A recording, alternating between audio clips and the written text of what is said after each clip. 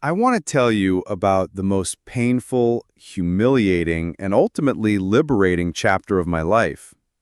It starts with love, at least what I thought was love, and ends with a kind of revenge so thorough, so surgical, that even I sometimes look back and wonder if it was really me who orchestrated it all.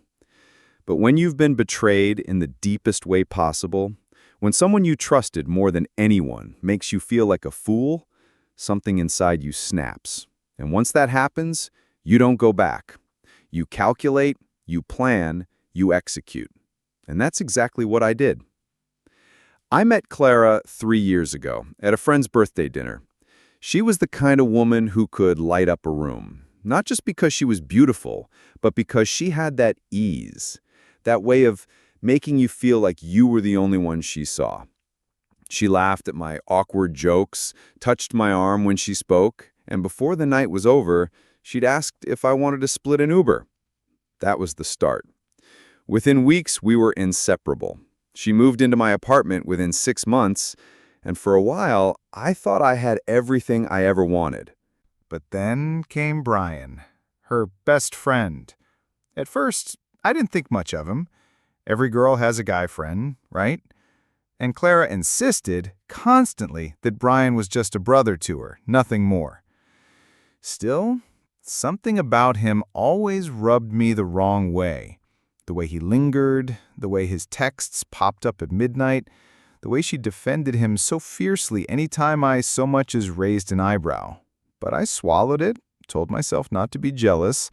I trusted her. Or at least, I wanted to. Then came the first red flag. Clara started pushing me to cover more expenses. "You make more than me," she'd say, with a pout that was almost playful, almost convincing. And sure, I make a good living as a systems analyst. I work with data, security, networks. I'm the guy who sees patterns where most people just see noise. So I told myself it was fine. I could handle more of the bills. But over time, a little more turned into almost everything. Rent, utilities, dinners, vacations. She started working fewer hours at her job, blaming stress, and leaning more and more on me. And all the while, Brian was around more often. I remember one night, I'd been up late finishing a project for work. I went to grab water in the kitchen and heard Clara whispering on the phone in the living room. I couldn't make out everything, but I caught one line clear as day. "Don't worry, he has no idea." My stomach dropped. She saw me, froze, and then launched into some flimsy excuse about talking to her sister. I nodded, pretended to believe her. But that night, lying in bed next to her, my chest felt tight with something I hadn't let myself feel before. Doubt. Weeks later, the truth started to unravel. It wasn't just Brian being a friend. The two of them had been scheming. I discovered messages hidden in a Notes app folder of all places, detailing how they could stretch my income, how Clara could milk this until they had enough to move out together, start fresh. They called me a walking ATM, a boring tech nerd who was too stupid to notice. I can't explain the feeling of reading those words. It wasn't just heartbreak, it was humiliation, rage, betrayal all tangled together until my hand shook so badly I almost dropped the phone. I wanted to scream. I wanted to throw her out that night, but I didn't. Because here's the thing about me. I don't react impulsively. My entire career is about patience, about planning, about seeing 10 moves ahead. And in that moment, something inside me went cold.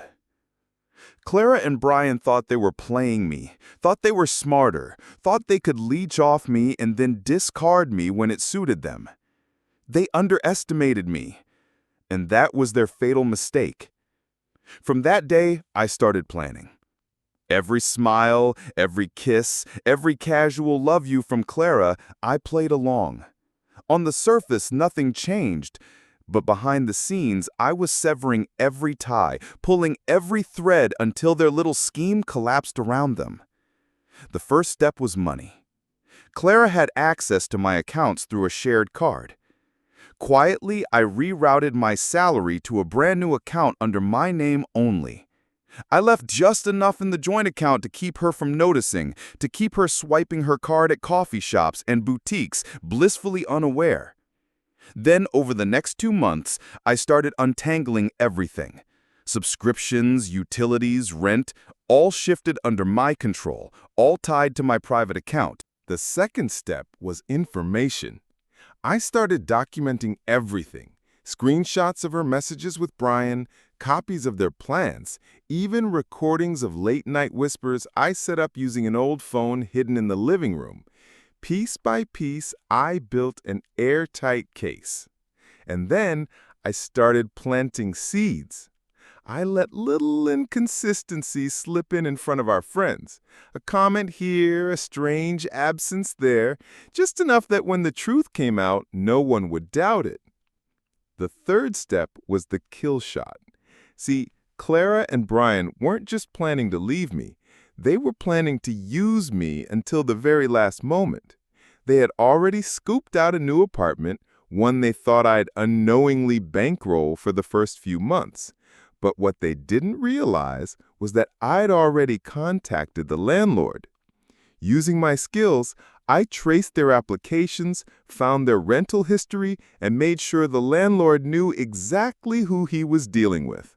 I sent him the screenshots.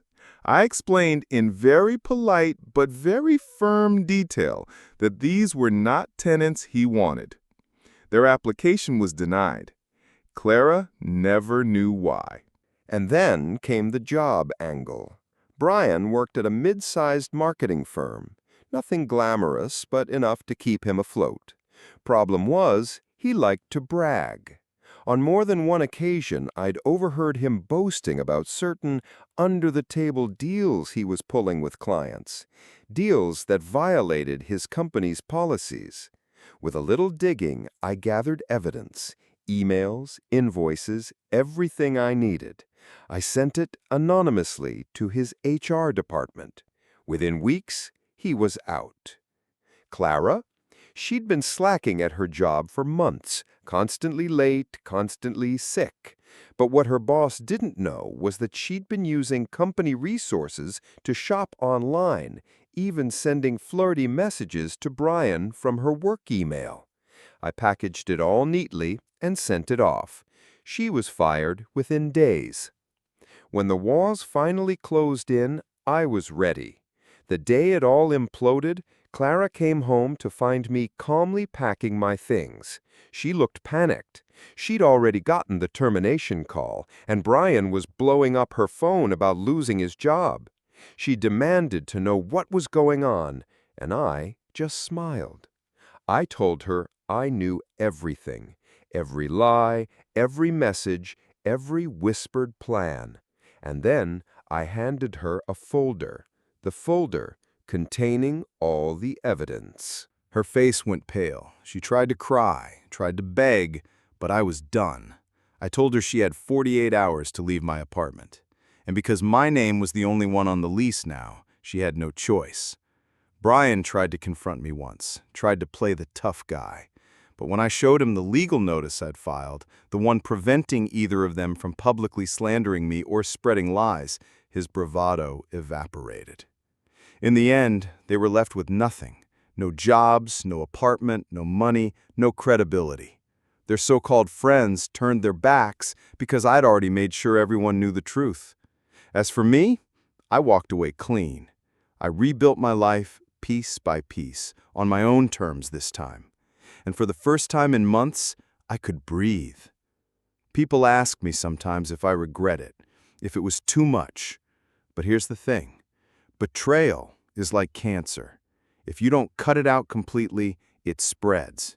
And Clara and Brian, they were a disease in my life.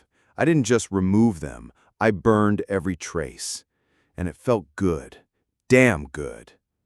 So if you're sitting there right now, doubting yourself because someone you love is making you feel small, making you feel used, remember this: you are not powerless. You are not stupid.